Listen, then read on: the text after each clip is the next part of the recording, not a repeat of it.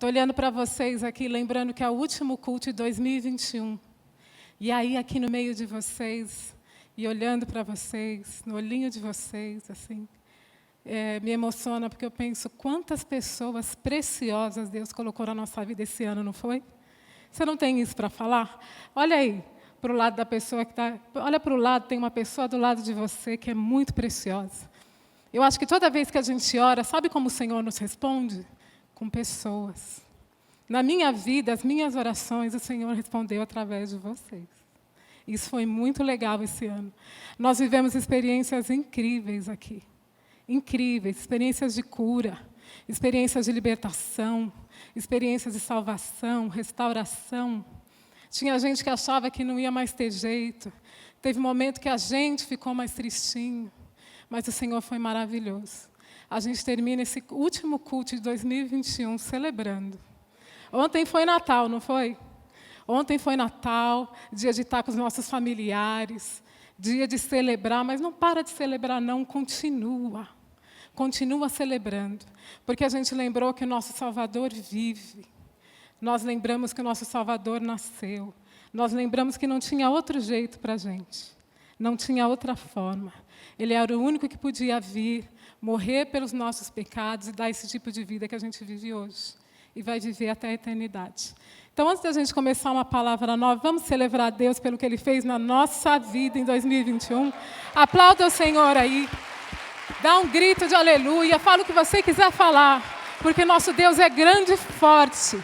E nós conhecemos ainda mais o nosso Deus nesse ano. Obrigada, Senhor. Muito obrigada, Senhor. Eu vou falar hoje com vocês sobre uma palavra que talvez você não esperasse encontrar na igreja. Audácia. Dá uma olhada para lá. Você sabe que o léxico é o conjunto de palavras de uma determinada língua. Ele muda. A língua é viva, a língua está aberta. A maioria das classes de palavras que formam uma língua está em constante transformação. E essa palavra aqui, audácia, é um princípio bíblico que você vai conhecer hoje. Então, vai pegando tudo aquilo que a gente vai conversar aqui hoje, vai encaixando na tua vida, porque é princípio bíblico. É coisa que você vai usar. Talvez você nunca tenha pensado em ser uma pessoa audaciosa. Mas hoje nós vamos falar sobre a audácia e ver como isso se encaixa na nossa vida com Deus, tá bom? Audácia, na palavra de Deus, é quando a fé e a verdade trabalham juntas. Não entendi, Sara, o que você está falando aí? Se eu tenho fé, né, vai acontecer alguma coisa. Nem sempre. Às vezes você acredita em alguma coisa que não é a verdade. E aí não vai acontecer nada de bom.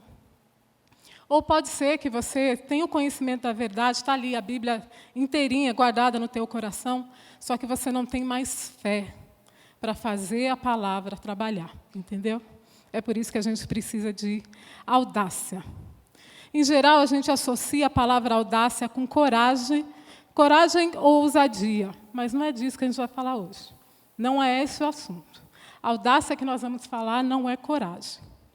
Porque, geralmente, a gente usa essa palavra audácia ligando ela a uma situação negativa, né? A gente fala, eu não acredito que essa pessoa teve a audácia de fazer isso. Não é assim que a gente usa essa palavra? Pois é, esse não é o princípio bíblico. O assunto é outro. Uma pessoa pode ser ousada sem estar sendo audaciosa.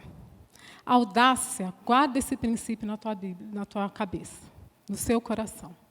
Audácia é a disposição que uma pessoa tem para assumir riscos, para enfrentar perigos. É muito mais do que coragem.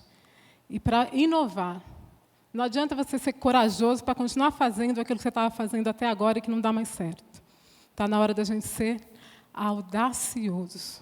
A audácia é a capacidade que a gente tem de assumir riscos e viver algo que ninguém mais pode viver. Algo que Deus preparou só para nós, para mais ninguém. Tá bom? A audácia é uma palavra que se esvaziou de sentido, assim como a vida de muita gente. Tem se esvaziado de sentido. E hoje a gente usa audácia com um significado muito negativo. Para começar a explicar sobre audácia, eu vou falar sobre voto. Voto é uma palavra que talvez você não use muito no seu dia a dia, mas você vai perceber que você usa voto sim. Eu não sei se promessa de final de ano ainda existe. Mas eu não costumo fazer promessa formal. A gente está na última semana do ano, eu não costumo fazer promessas formais, nem lista. Não sei se as pessoas ainda fazem isso, mas antigamente as pessoas faziam constantemente. Mas essa questão de a gente pensar, o que a gente vai fazer o ano que vem, não é verdade? Falar, olha, o ano que vem eu vou comer melhor, eu vou fazer mais exercícios, eu vou terminar aquele monte de coisa que eu comecei em casa. Antes de eu começar coisas novas, eu vou me relacionar melhor com as pessoas. O ano que vem eu vou buscar um trabalho novo. A gente começa a fazer planos, não começa a fazer para o próximo ano? E promessas e votos são muito comuns no nosso dia a dia. Por quê? Porque faz parte da nossa cultura. Que brasileiro nunca ouviu falar sobre promessa? Que brasileiro nunca viu uma pessoa pagando uma promessa? Por que a gente pensa tanto em voto, em promessa? Porque você prometer alguma coisa para Deus e falar, se eu fizer isso, o Senhor faz aquilo, já me dá a sensação de que eu estou colaborando. Você não sente isso? Se eu fizer isso e acontecer aquilo, eu já tenho a sensação que eu estou trabalhando em conjunto com Deus, eu estou colaborando para que aquilo realmente aconteça na minha vida. A promessa e o voto na nossa vida são coisas culturais. É por isso que a gente insiste tanto nisso. Tem problema em fazer promessa de ano novo? Não, desde que isso não te deixe decepcionado daqui a 15 dias, né? Desde que você não prometa perder 10 quilos em 15 dias, porque você não vai conseguir. Aí daqui a pouco você está bravo com você, com Deus, e já não está fazendo mais nada do que você planejou fazer. Para falar sobre voto, para falar sobre audácia, a gente vai percorrer um pouquinho alguns personagens do Antigo Testamento. O primeiro personagem que a gente vai conversar é sobre Jacó. Deus de Abraão, de Isaac, Jacó. Jacó, o netinho de Abraão. O homem que se achava neto de Deus também. Mas Deus não tem netos, né? Deus só tem filhos. Ou a gente vive uma experiência verdadeira com Deus, ou não vive. Não adianta ser filho de crente. Nós precisamos ser crentes. Não adianta que nossos filhos sejam nossos filhos. Eles precisam ter uma experiência verdadeira com Jesus. Eu falo sobre Jacó porque todo mundo tem um amigo ou conhecido como Jacó. E eu vou ser boazinha, porque em alguns casos nós mesmos somos o Jacó. Sabe o que é ser um Jacó? Ser alguém parecido com Jacó? Jacó é aquele seu amigo que dá nó em pingo d'água. Aquele seu amigo que é capaz de sair com uma BMW para fazer negócio, para vender. Ele chega lá, sei lá o que ele faz. Aí ele volta com uma gaiola e 2 galinhas. Aí ele volta contando uma história linda, dizendo que fez o melhor negócio do mundo. E o cara é liso. Ele consegue, dali a alguns dias, sair com aquela gaiola e 2 galinhas e voltar com um carro melhor. Você conhece algum Jacó? Conhece alguém enrolado nessa vida? Eu conheço. Todo mundo conhece um Jacó. Jacó, ele aparece, é o primeiro nome que aparece ali quando a gente começa a procurar os votos bíblicos, os votos que realmente agradam a Deus. Ele é o primeiro nome que aparece ali em Gênesis 28. Mas não é só isso. Jacó também era uma pessoa que tinha mania de prometer coisas que ele não ia conseguir cumprir direito, só para agradar ou só para conseguir alguma coisa de uma outra pessoa. A primeira vez que a gente encontra Jacó fazendo um voto é algo positivo, e a gente vai falar daqui a pouco. Mas antes a gente vai falar dessa mania de Jacó de fazer algum tipo de promessa ou de negociação para conseguir que alguém faça alguma coisa que ele queria. Chegou um dia que Isaac chamou Jacó, o pai de Jacó, e falou, olha, eu vou te abençoar aqui, está na hora de você sair e ir buscar uma esposa. Você não vai poder buscar uma esposa entre esse povo que a gente vive aqui meio perto, porque a gente está em Canaã. E a maneira como essas pessoas vivem não combinam com a promessa que Deus deu para nós. Então, Isaac abençoou seu filho e ele teve que fazer uma coisa ali por conta própria. Ele teve que subir lá para Padã-Arã encontrar uma esposa que fosse da família de sua mãe, Rebeca. Na verdade, enquanto ele ia para lá, ele chegou ali perto, viu pastores com rebanhos, pessoas cuidando de rebanhos, e ele perguntou, que por aqui é o lugar onde vive a minha família. Tal. Sim, é por aqui. Aquela moça, inclusive, Raquel, olha, ela é filha de Labão. Então, ali, Jacó conheceu a sua família e foi até lá onde ele precisava. Jacó começou a trabalhar, porque ele não podia ficar lá de graça, né? Enquanto ele decidia qual seria a esposa, com quem ele queria se casar, ele começou a trabalhar para Labão. E lá em Gênesis 29, 15 a 18, Labão disse a Jacó. Labão era irmão de Rebeca, a mãe de Jacó. Será que você vai trabalhar de graça, só por ser meu parente? Diga-me qual deve ser o seu salário. Ora, Labão tinha 2 filhas, Lia, a mais velha, e Raquel, a mais nova. Lia tinha uns olhos sem brilho, porém Raquel era bonita e formosa. Como Jacó amava Raquel, disse a Labão, trabalharei para o Senhor durante 7 anos, para poder casar com Raquel, a sua filha mais nova. Jacó fez essa promessa deliberadamente. Você percebeu? Labão em nenhum momento induziu, exigiu que Jacó fizesse um compromisso desse. E ele trabalhou, e a Bíblia fala que aqueles 7 anos passaram como se fossem 7 dias. Porque ele estava tão empolgado com a possibilidade de casar com Raquel e amava Raquel, que trabalhou durante 7 anos. Chegou o dia do casamento, noite de núpcias. Labão, muito esperto, em vez de dar Raquel, deu Lia. De manhã, Jacó percebeu que havia desposado Lia. Foi tirar satisfação com Labão. Falei, que isso? A gente não se comprometeu, a gente não tinha compromisso, trabalhei 7 anos para você. Só que naquela pressa, naquela impulsividade de fazer uma promessa, Jacó não percebeu que o seu tio, o irmão de sua mãe, que era de uma origem semita, filho de Sem, que era filho de Noé. Lembra que Deus salvou a família de Noé da grande inundação e separou essa família para ele. E Sem era um homem piedoso, temente a Deus, recebeu uma promessa que ia para toda a sua geração. Abraão também era um homem de origem semita, da descendência de Sem.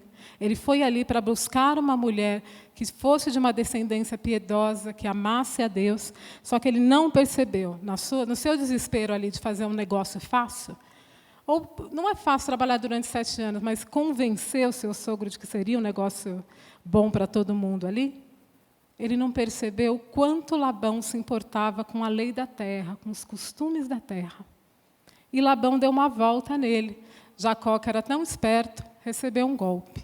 Recebeu a irmã mais velha. E Labão explicou da seguinte forma, Gênesis 29 e 26.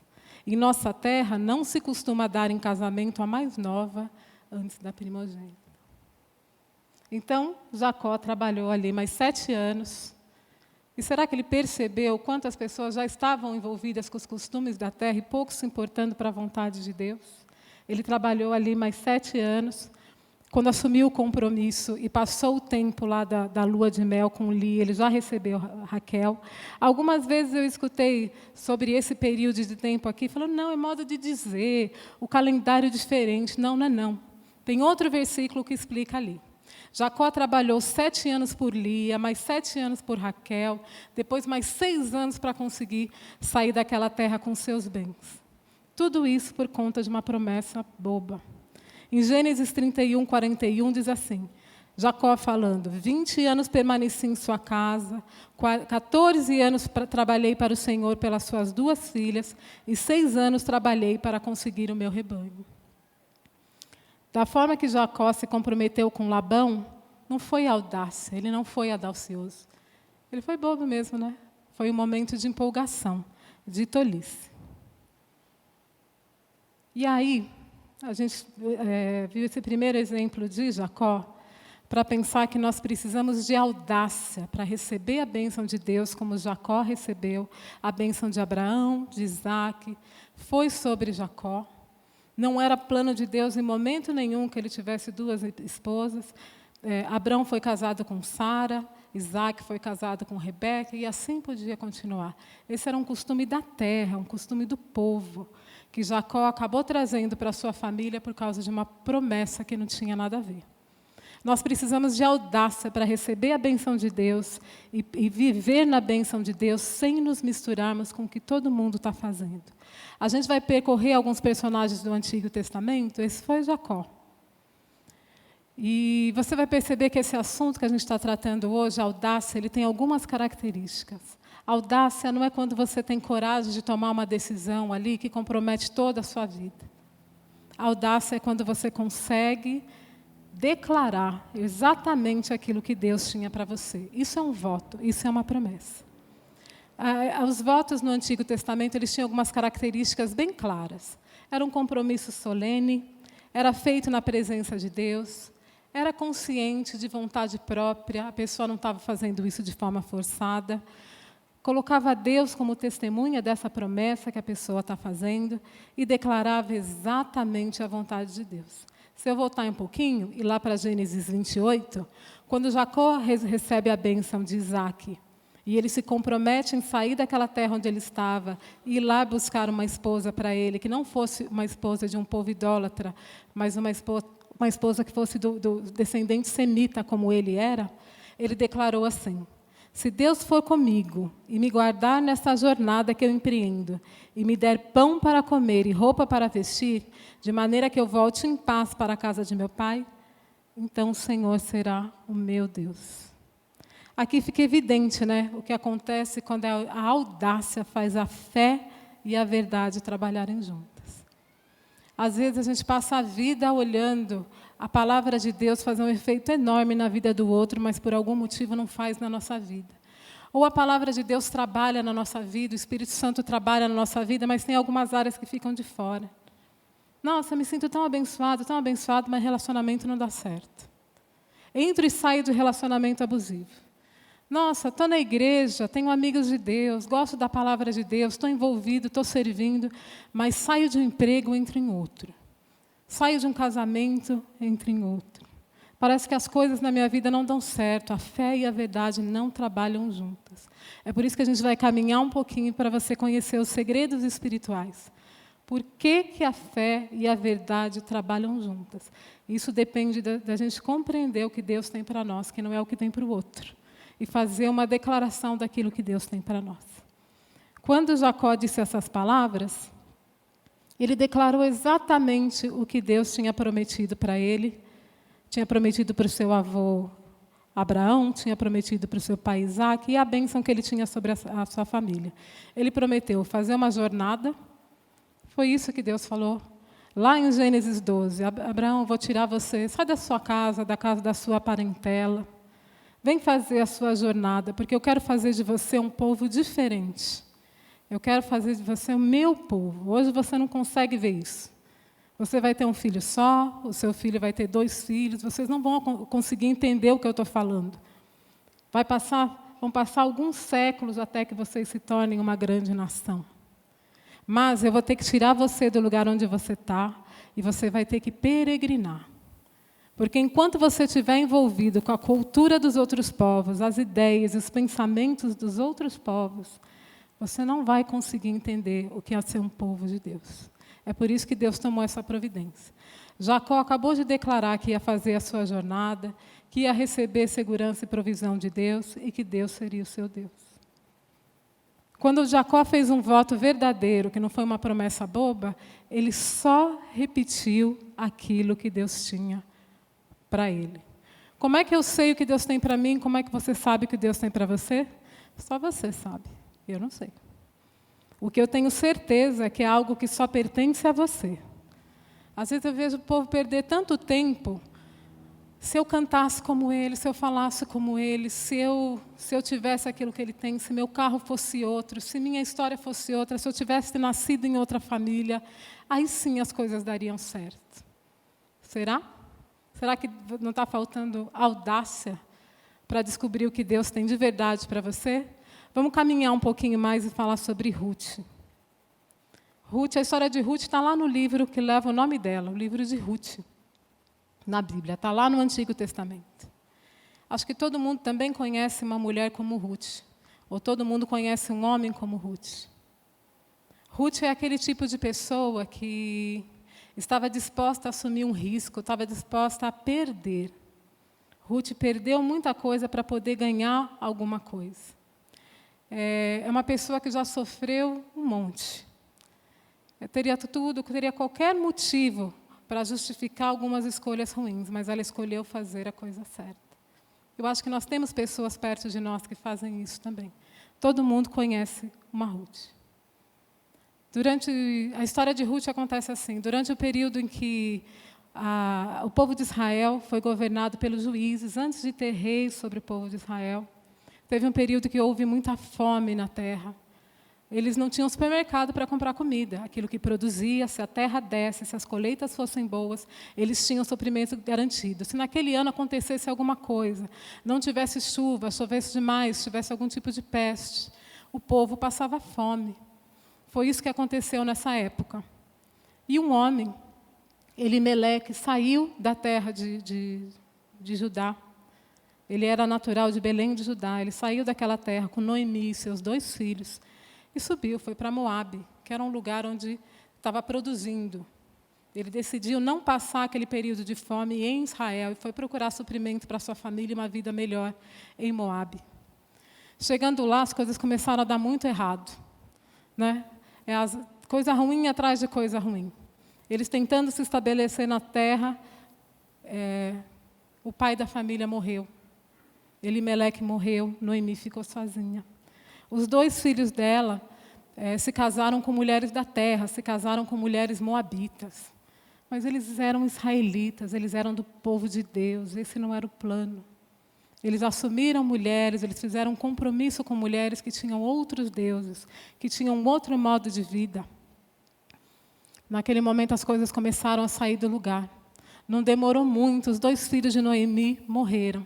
Ela estava numa terra estranha, com suas 2 noras, Orfa e Ruth. Depois de um tempo, ela ouviu falar que não havia mais fome em Israel.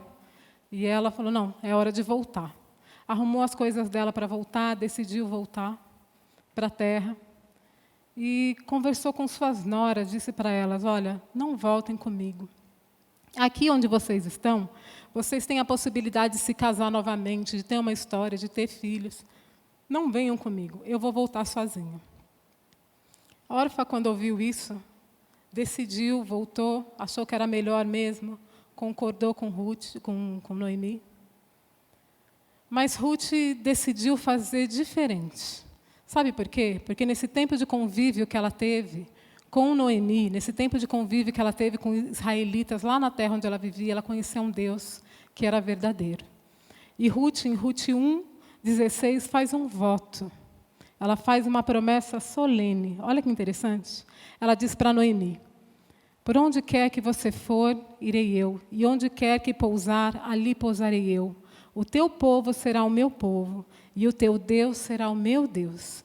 Em Ruth 1:18, ela diz, quando Noemi viu que Ruth estava mesmo decidida a acompanhá-la, deixou de insistir com ela, deixou de tentar convencê-la a ficar na sua própria terra.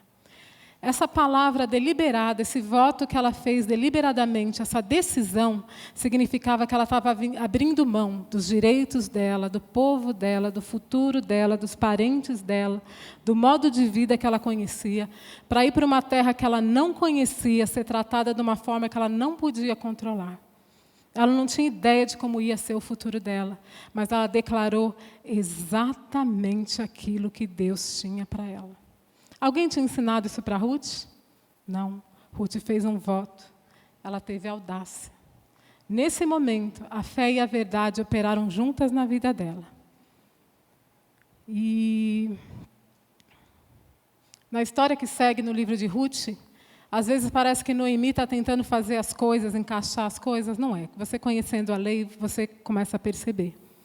Noemi podia colher espigas que tinham sobrado no campo para as 2 se alimentarem, porque eram 2 mulheres viúvas que não tinham direito a nada na terra. Elas tiveram alimento. Noemi sabia que a lei permitia que um parente do marido dela resgatasse Ruth, que era uma viúva do filho dela, como esposa, para que o nome da família não acabasse, e foi isso que aconteceu. Pelo voto solene de Ruth, pela decisão de Ruth, sem ela saber o que ia acontecer lá na frente, A linhagem que veio de Ruth e Boaz, o homem com quem ela se casou, gerou o rei Davi. Jesus é da linhagem real do rei Davi. Sabe o que Ruth fez? Simplesmente declarou exatamente o que Deus tinha para ela, com audácia. Ela, uma mulher estrangeira, se tornou uma mulher da genealogia de Jesus. Está conseguindo encaixar isso na sua vida? Está conseguindo entender como isso precisa, como a fé e a verdade precisam operar na sua vida para que você viva o sobrenatural de Deus? Que não adianta a gente fazer as promessas que os outros estão fazendo, a gente precisa deixar que o Espírito Santo gere uma promessa, gere uma palavra dentro de nós, e aquela palavra signifique o nosso futuro, signifique o nosso destino. Eu falei do voto de Jacó, falei do voto de Ruth, 2 votos feitos em voz alta, outras pessoas escutaram. Eles declararam uma coisa que eles podiam ter passado a maior vergonha do mundo. Mas eles não passaram, porque eles estavam falando exatamente o que Deus tinha para eles. E é isso que a gente quer ter audácia para dizer, para aprender a falar exatamente o que Deus tem para nós e ver essas palavras se cumprindo na nossa vida. Vou te contar mais um exemplo. Vou te contar um exemplo de Ana. Ana, esposa de Eucana. Eles também viveram ali no finalzinho da época dos juízes em Israel, na época que Israel ainda não tinha rei. Eles viveram nesse tempo. Eucana era um levita, nascido em Efraim, ali. Efraim fica no meio do território de Israel. E ele subia todos os anos, subia periodicamente para adorar o Senhor na cidade de Siló. Subia um pouquinho, era uma pequena viagem até a cidade de Siló. Ele levava a sua esposa Ana e, acreditem, a sua outra esposa, Penina. O que um levita, um homem da tribo de Levi, que conhecia a lei, estava fazendo com 2 esposas? Né? Mais uma vez, as pessoas pegando os costumes da terra e arranjando confusão para si mesmo. Quem não conhece um Eucana na vida? Quem não conhece uma pessoa como Eucana? Eucana era aquele tipo de pessoa que, se ele não tem problema, ele arranja.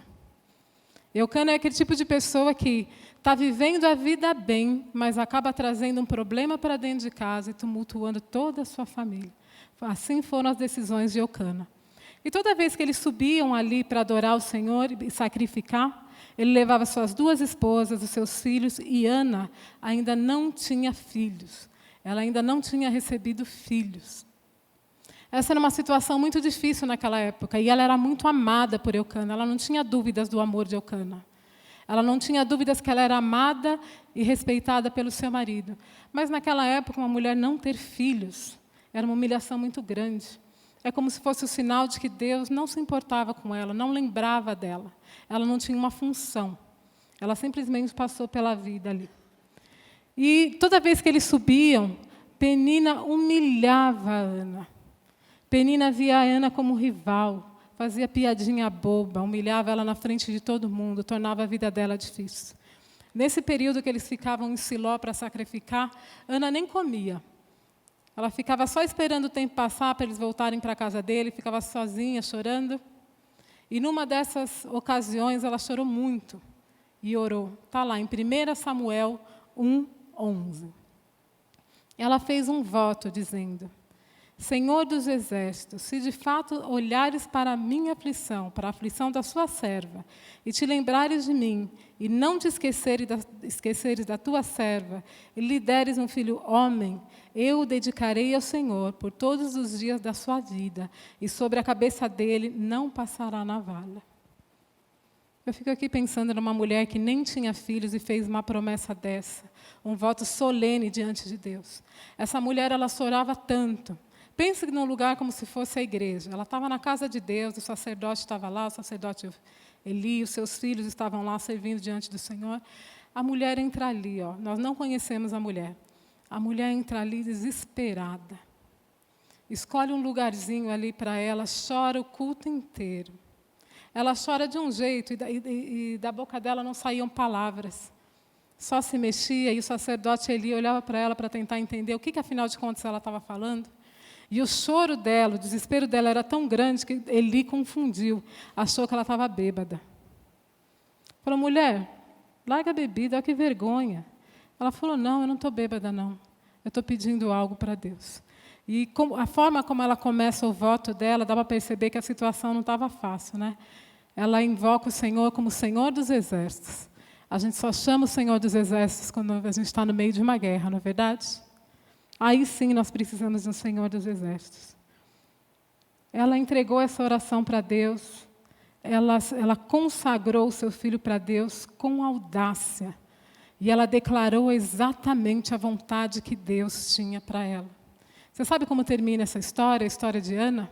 Ana voltou para casa, ficou grávida, teve o bebê, nos próximos anos ela não voltou para adorar a Deus na casa de Deus, esperou o bebê ser desmamado, o menininho está um pouquinho maior, na hora certa, levou o menino para a casa de Deus, consagrou o Senhor, adoraram, sacrificaram juntos. Ela voltou para casa e o filho ficou lá.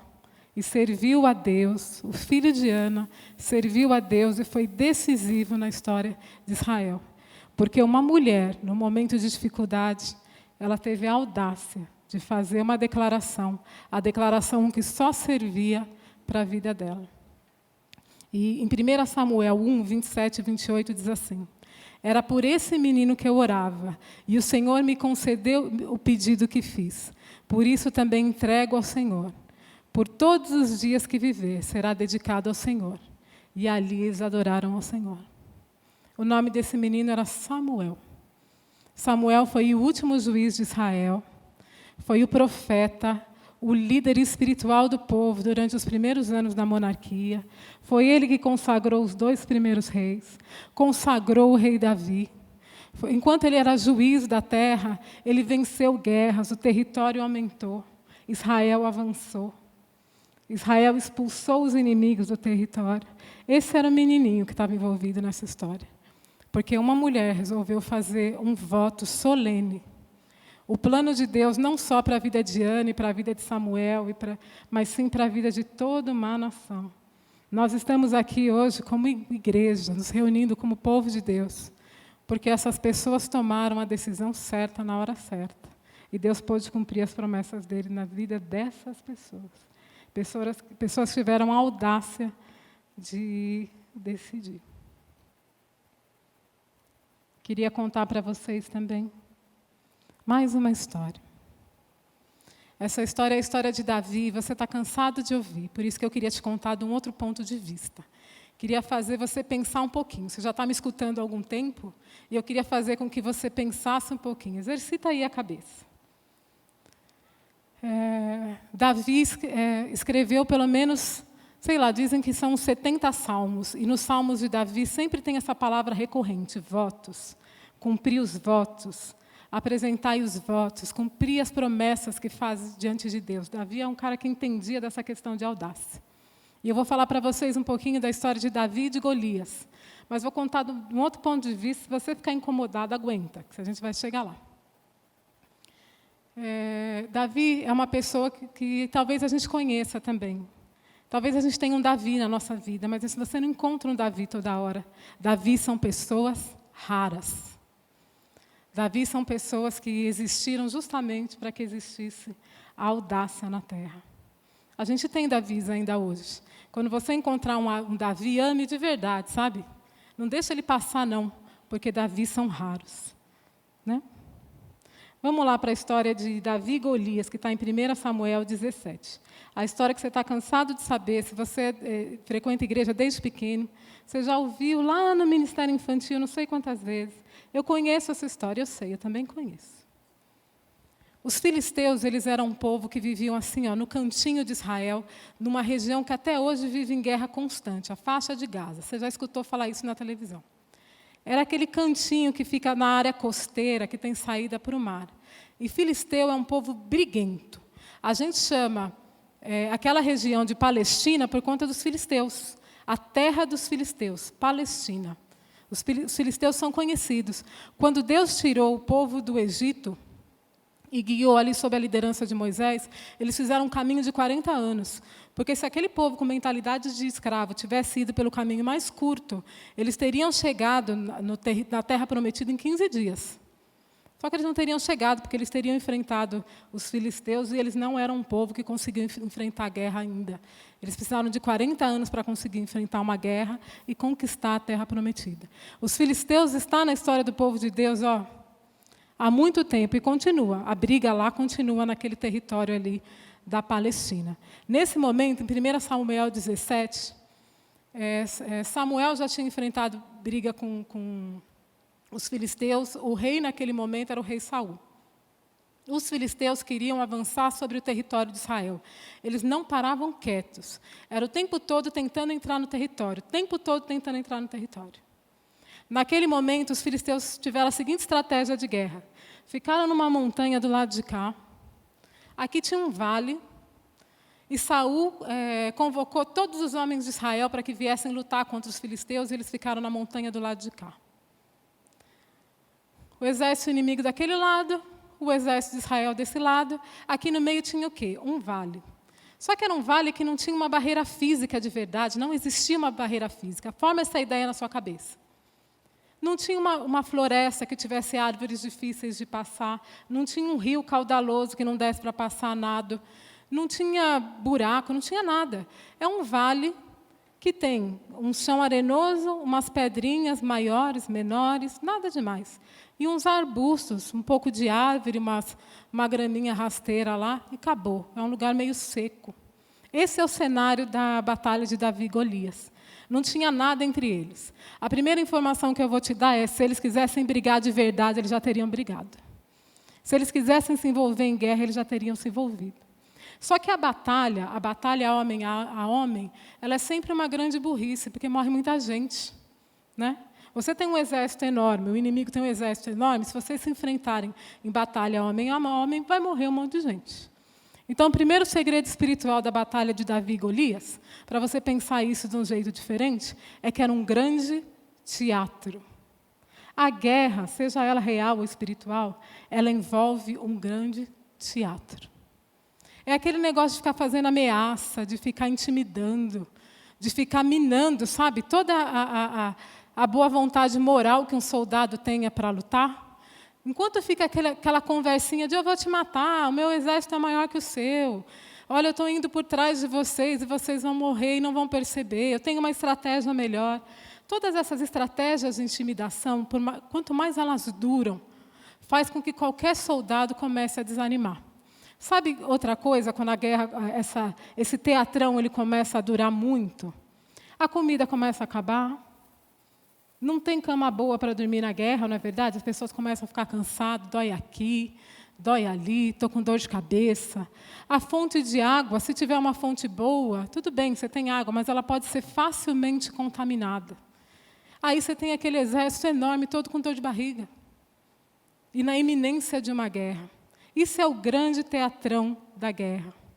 Só depois de muito teatro é que existe alguma batalha assim, homem a homem, porque aí o exército já está desencorajado. Os filisteus eram excelentes nisso, e todo mundo morria de medo de filisteu, porque o filisteu ele dominava a tecnologia como os outros povos não dominavam. Você está me falando que 10 séculos antes de Cristo existia tecnologia? Existia. Tudo que é técnica e material que você usa para inovar é tecnologia. Enquanto os outros povos conseguiam lidar com bronze, os filisteus já eram capazes de forjar ferro. Eles tinham armas diferentes, eles eram intimidadores e eles eram cruéis.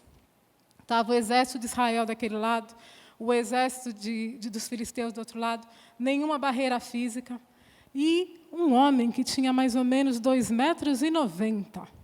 Esses dias a gente viu no shopping, eu estava passando pelo shopping, eu não sou baixinha, mas tinha um homem que tinha pelo menos 40 centímetros a mais do que eu.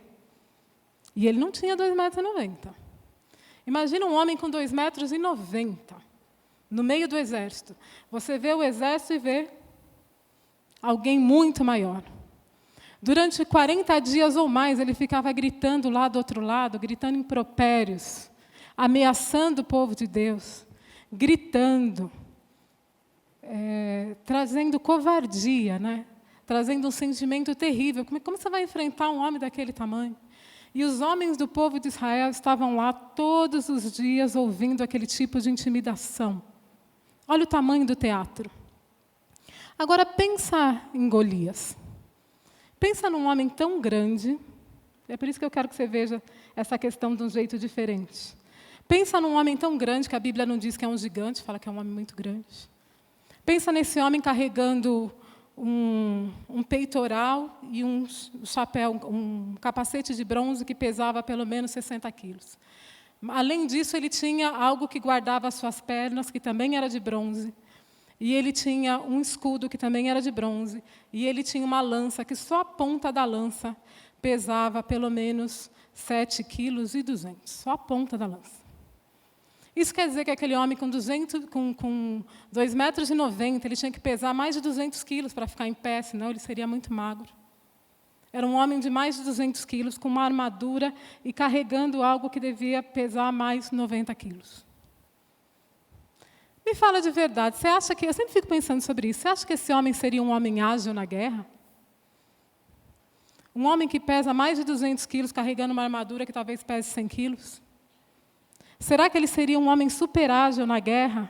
Ou ele seria mais parecido com um boneco de Olinda? Se você olhasse de longe, ele ameaçando o exército de Israel, talvez ele fosse uma figura simbólica, mas era uma figura simbólica que estava funcionando bem, porque todo mundo estava intimidado. Então, Davi, obedecendo seu pai, deixou as ovelhas com um segurança lá e foi levar comida para os seus irmãos que estavam servindo na guerra. Seus irmãos estavam intimidados, sem paciência. Davi chegou lá, começou a fazer umas perguntas. Os irmãos já responderam mal. Alguém contou que Davi estava perguntando a respeito daquilo, pensando que Davi estava interessado no prêmio, porque o homem que derrotasse Golias ia ganhar. A filha do rei Saul, sua família não ia pagar mais impostos. Então, provavelmente, alguém falou, olha, ele é bem menor, ele não é experiente em guerra, mas vamos falar para o rei Saul que ele está interessado em ir lá. Quando Davi viu a situação, aquela situação, os homens todos intimidados, ele ficou indignado. Sabe por quê? Davi não estava acostumado a joguinho, Davi não estava acostumado a teatro. Enquanto tudo isso acontecia, ele era o irmão mais novo que estava cuidando das ovelhas de seu pai. Aquela região é comum por ter comum por ter ursos e leões. Até hoje, é comum. Ali, ao redor de Jerusalém, ao redor daquela parte de baixo de Israel, tem ursos e tem leões. Ele enfrentou um leão e um urso e matou sozinho, porque não tinha ninguém ali perto dele. Quando Davi viu aquela situação de todos os homens de Israel intimidados, e o exército inimigo, que se quisesse lutar, já teria lutado, ele falou, gente, vamos acabar com essa palhaçada? E a declaração dele, o voto de Davi foi, está lá em 1 Samuel 17:32, que ninguém desanime por causa dele. Esse seu servo irá lutar contra esse filisteu. Em 1 Samuel 17:37, Davi continuou. O Senhor me livrou das garras do leão e das garras de um urso. Ele me livrará das mãos desse filisteu. Então Saul disse a Davi, vá e que o Senhor esteja com você. Aqui é uma dose de audácia que nós queremos para a nossa vida. Davi viu um exército inteiro intimidado de homens mais velhos e mais experientes com ele. E ele foi capaz de declarar exatamente o plano que Deus tinha para ele naquele momento.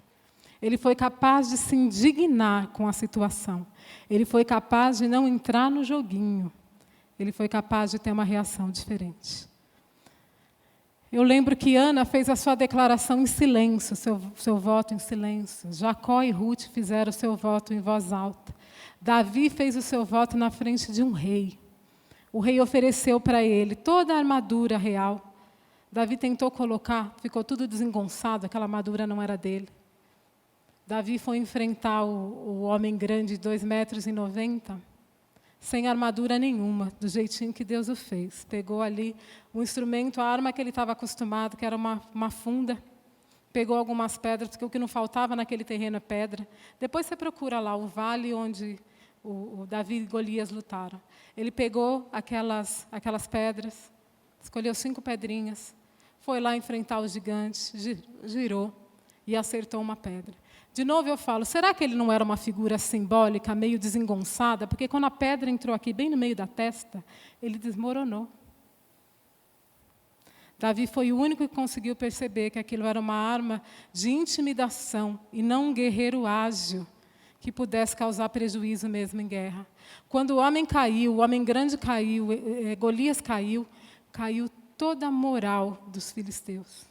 E eles não conseguiram prevalecer na guerra. Porque o mais novo ali da família teve audácia. Davi foi ungido pelo profeta Samuel como rei. No capítulo anterior mostra isso. Só que Davi, Saul reinou 40 anos, entre a unção de Davi e o momento em que ele de fato assume o governo de Israel, foram 25 anos. Nesses 25 anos ele viveu experiências incríveis, em nenhum momento ele tentou usurpar o trono de Saul ou desejou a morte de Saul. Davi esperou o tempo dele com audácia. Declarou o que Deus tinha para ele, esperou o tempo dele com audácia. A fé e a verdade trabalharam juntas. Quando a gente começa a ser audacioso, não é ser corajoso nem ousado, não. Que a gente pode ser corajoso para fazer muita coisa errada. Eu estou falando sobre ter a audácia de fazer algo que ainda ninguém fez, para viver aquilo que ainda ninguém viveu. É isso que é o plano que Deus tem para você. Davi aprendeu que aquilo que Deus tinha para ele não tinha para mais ninguém. A próxima vez que você ouvir a história de Davi e Saul, você vai pensar de um jeito diferente. Você vai pensar em audácia. Da próxima vez que você encarar uma batalha espiritual, você vai encarar isso com audácia. Vai perceber que existem muitos símbolos que não são verdadeiros. Eles estão lá só para te intimidar. Está na hora de você fazer aquela declaração que só você pode fazer e que o Espírito Santo vai gerar dentro de você. O último exemplo que eu vou te dar se chama Jesus. Nós celebramos o aniversário de Jesus ontem. Não é? Nós nos lembramos do nascimento de Jesus ontem. O último exemplo que eu vou dar para você, e já falando que no Novo Testamento você não vai encontrar muitos votos. Sabe por quê? Os homens não estão fazendo votos no Novo Testamento. Os homens, as mulheres não estão fazendo votos no Novo Testamento, porque Jesus já fez tudo que precisava ser feito. Jesus cumpriu toda a palavra de Deus, cumpriu toda a lei, cumpriu todas as promessas. Tudo que acontecer, acontece daqui para frente, acontece em Cristo Jesus. A gente não faz nada sem Ele. Em Lucas 4, 16 a 21, relata que Jesus foi para Nazaré, onde tinha sido criado. No sábado entrou na sinagoga e, segundo o seu costume, se levantou para ler. Naquele momento foi Jesus que ensinou. Então lhe deram o livro do profeta Isaías, e ele, abrindo o livro, achou o lugar onde estava escrito: o Espírito do Senhor está sobre mim, porque Ele me ungiu para evangelizar os pobres. Enviou-me para proclamar libertação aos cativos e restauração da vista aos cegos, para pôr em liberdade os oprimidos e proclamar o ano aceitável do Senhor. Tendo fechado o livro, Jesus devolveu ao assistente e sentou-se. Todos na sinagoga tinham os olhos fixos nele. Então Jesus começou a dizer: hoje se cumpriu a escritura que acabaste de ouvir. Audácia. Audácia. Grava essa palavra na sua cabeça. Eu te dei alguns exemplos, eu percorri um pouquinho do Antigo Testamento, mas você vai ler a tua Bíblia esse ano e vai olhar ali, no ano que vem, né? Vai, finalzinho desse ano que vem. Você vai encontrar na história de cada personagem bíblico essa palavra, audácia. Não é coragem nem ousadia. É o momento em que a fé e a verdade operam, trabalham juntas. Você vai conhecer uma coisa que você nunca conheceu também na sua vida. Você tem uma chave espiritual, um segredo espiritual, para abrir aquelas portas que ainda não foram abertas e você não entende por quê. Porque a partir desse momento você para de declarar aquilo que você gostaria que fosse. Eu sei que cada um de nós tem uma esperança, tem uma vontade, a gente tem planos. Mas existe um Deus que é soberano, está acima de tudo isso. E eu não vou conseguir encaixar esse Deus nos meus planos. Eu vou parar de orar e falar assim: Senhor, vem comigo. Eu vou ter a audácia de dizer: Senhor, me leva onde o Senhor for. o assunto da tua oração começa a ficar diferente, a forma como você lê a palavra de Deus começa a ficar diferente.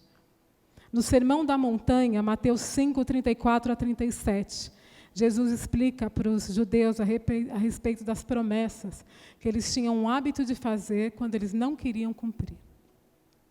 Então, eles juravam por coisas indiretas que não fossem Deus, para não se comprometer.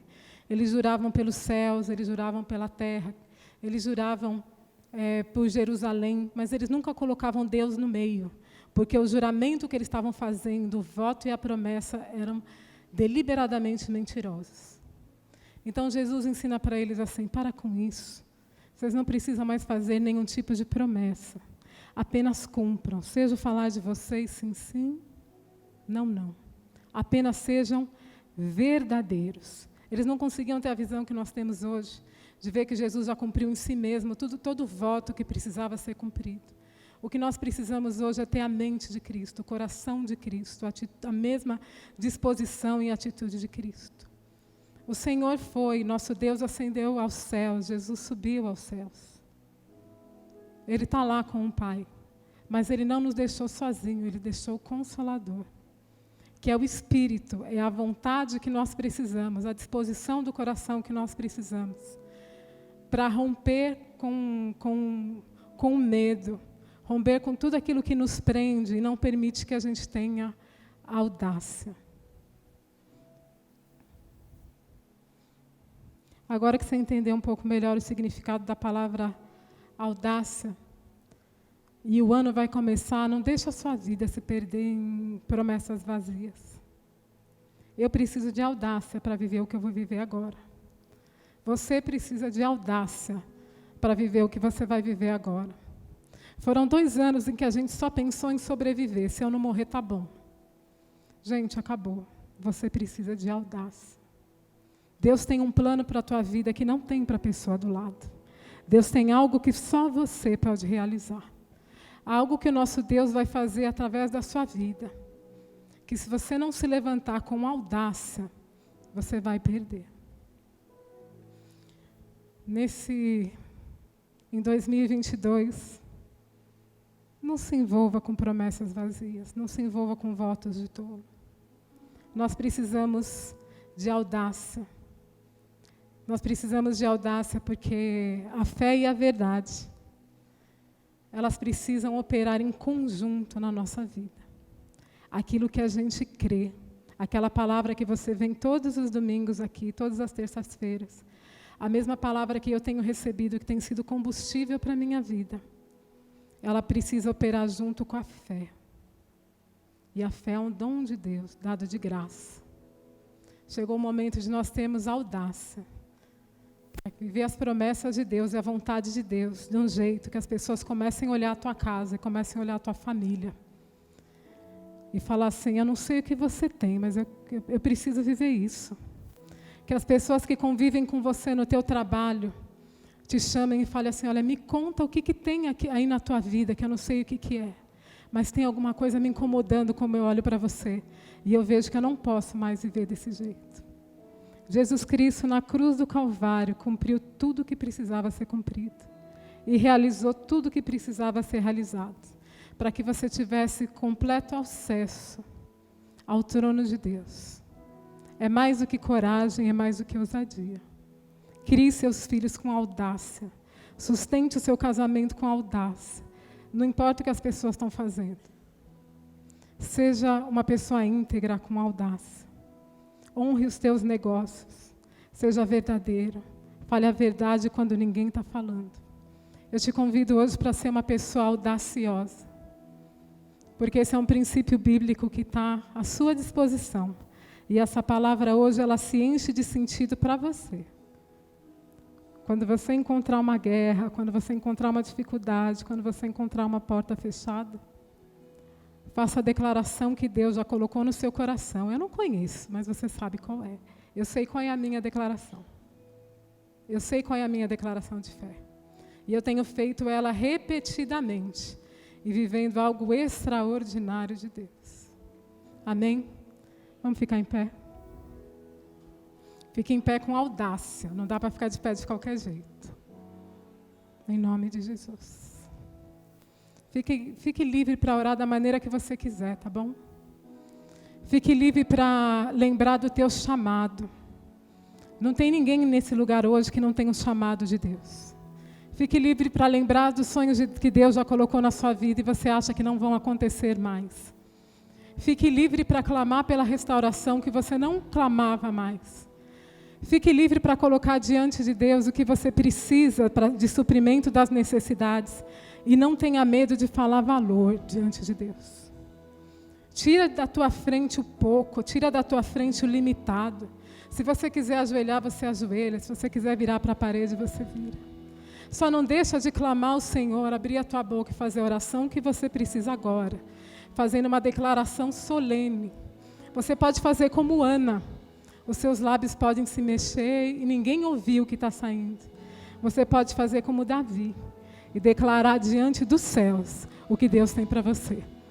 Agora levanta a tua mão, abra os teus lábios com liberdade e diz para o Senhor, diz para o Rei dos Reis e Senhor dos Senhores que não te nega nada. Qual é teu voto solene?